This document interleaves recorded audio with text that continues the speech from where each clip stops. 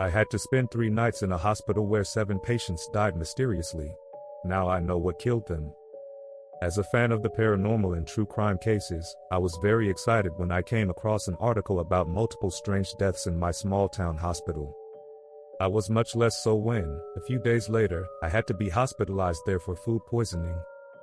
The affair had broken out in the press because, apparently, the hospital management had tried to hide the deaths on the pretext that they were accidental.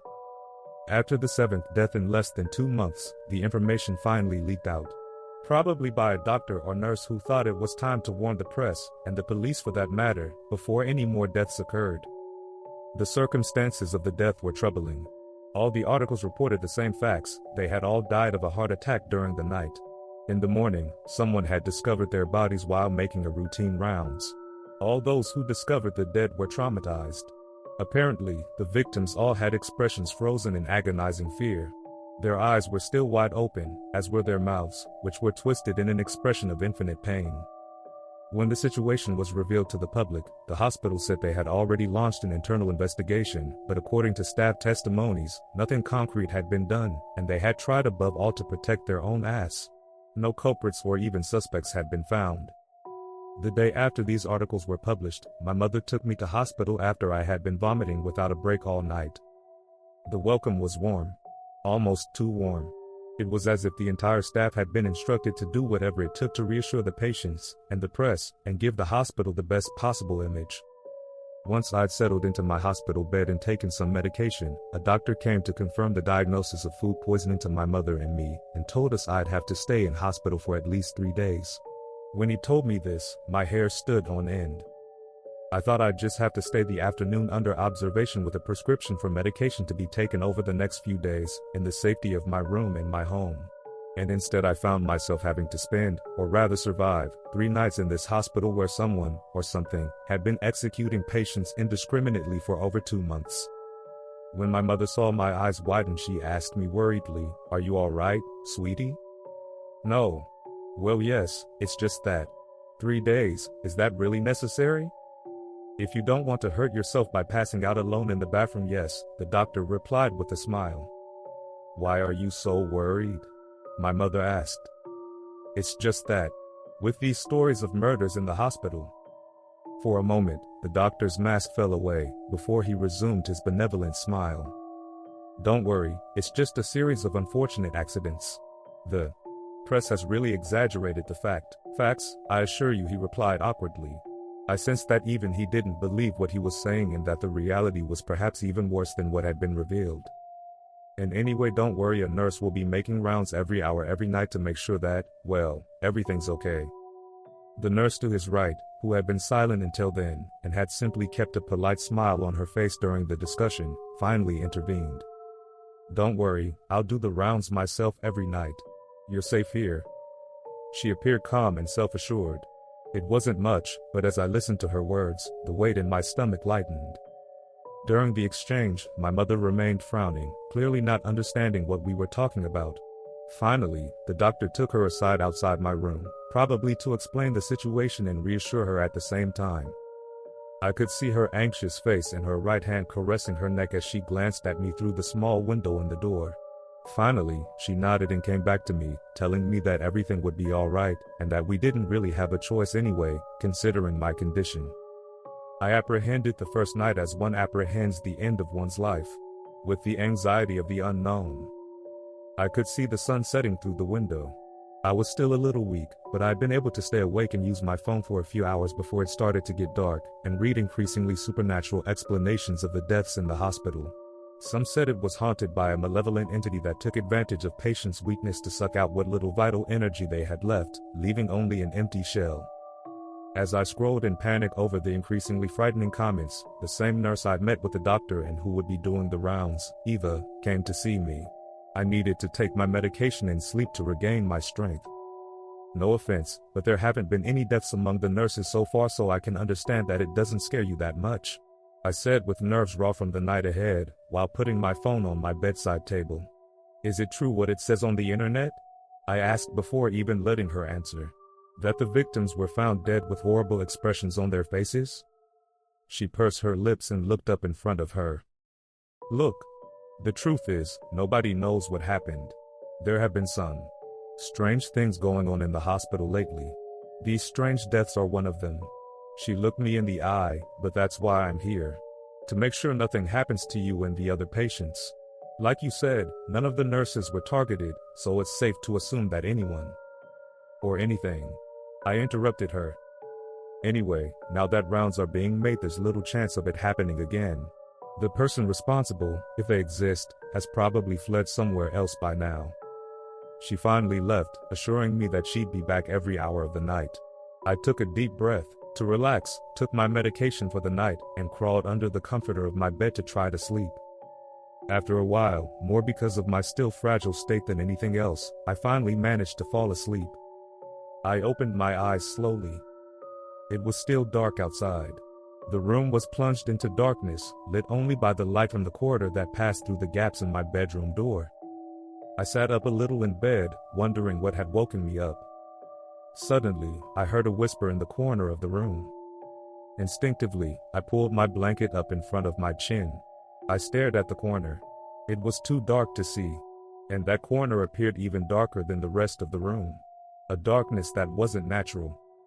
There was no way I was going to take a closer look at where the noise was coming from, like all the idiots who get killed in horror movies. I quickly got out of bed and tiptoed to the door to get out and fetch someone. All the while I kept staring at the corner of the room, watching for the slightest noise, the slightest movement. And in the total silence of the night, I heard it. A whisper that sounded to me like a scream in the silence, "You are next." I screamed at the top of my lungs and ran for the door. Just before I opened it, I saw that Eva was standing right in front of it, looking at me through the small window. She widened her eyes in surprise at my scream and came in, turning on the bedroom light. "What's going on? Are you okay?" she asked me worriedly. I told her everything under the safety of a bright ceiling light in the hospital cafeteria. She seemed very disturbed by what I had told her. Had other victims said exactly the same thing before they died? If so, she wouldn't tell me. She gave me a few vague words of comfort, telling me that I must have imagined that shadow and the words that followed because of my state of exhaustion and everything I'd read on the internet that evening. The fact that I was severely dehydrated on top of that effectively made me doubt my own memories. Once we'd finished our chat, I realized that patients were starting to enter the cafeteria for breakfast. It was early, 5 a.m., but I couldn't see myself going back to bed for even a few hours until the sun was fully up. I forced myself to swallow something, and around 8 a.m. I returned to my room accompanied by a doctor who wondered what I was doing there while sick. The day passed quickly. My parents had come to visit, I'd taken my medication, and already dawn was beginning to break in the sky.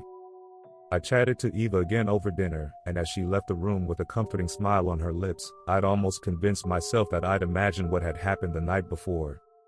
I drank a large glass of water with my medication and went to sleep for the second night. As I slept soundly, I felt the presence of two hands on my legs. The next thing I knew, one was moving up my thigh, then the other hand on the other. I opened my eyes and turned around. There was nothing in front of me but darkness. And yet, when I looked down I saw the trace of two huge hands on me, whose only proof of their existence was the mark they left as they pressed into the blanket and the pressure they exerted on me. I screamed like a madman. Both hands went to my chest. That was it. They were going to come up to my neck and strangle me or go through my torso and crush my heart in their palm. Or worse, hold it firmly but without forcing it so that my life would gradually come to an end. Just as I was contemplating all the possible horrors, I felt movement to my right and saw the light come on. Eva stood there, sweating, looking around the room. You saw it?" I asked, trembling. Yes, I saw it." She looked as confused as I was, as if a thing that had tried to kill me had jumped in her face before disappearing. Suddenly, my head began to spin. My vision blurred, my heart began to beat irregularly in my chest. Before I fainted, I thought I heard something coming from outside. A barely audible whisper that seemed to say, "Stay awake." Then I fainted. I woke up in the afternoon in my room. I could hardly think straight. Everything around me was a blur. A doctor was talking to my mother, who looked pale with worry. When I opened my eyes, she came to me and said, "Don't worry, darling, everything will be fine, just sleep and rest." I barely had time to mumble something before a nurse injected something into a tube beside me. It seemed to be Eva. She was smiling at me as usual, but I sensed something had changed in her expression. Before I could think of anything, I fell back asleep. I felt numb all over, as if I were being held in a second state by invisible straps. "Wake up," a voice whispered to me. But I couldn't do anything, I felt so weak. "Wake up," it insisted. I could feel a presence. The presence of something that wasn't supposed to make contact with the world of the living. And yet it was there. Another presence, another voice, "Wake up." Then another, and another, 6, 7 voices. They were all shouting the same thing. "Wake up." I opened my eyes suddenly, taking a deep breath. And before me stood a demon. But not the one I was expecting. Eva. She was standing right above me, knees up on my bed, holding a syringe filled with some unknown liquid with a horrible expression of ecstasy on her usually sweet face, and holding my jaw on one side to reveal my neck. Who was this person? Had she been possessed by the thing that had haunted me the last 2 nights? No. I could see it in her eyes. For the first time, I could see her true face. The face of a maniacal killer. I still felt weak, as if I could barely lift my arms.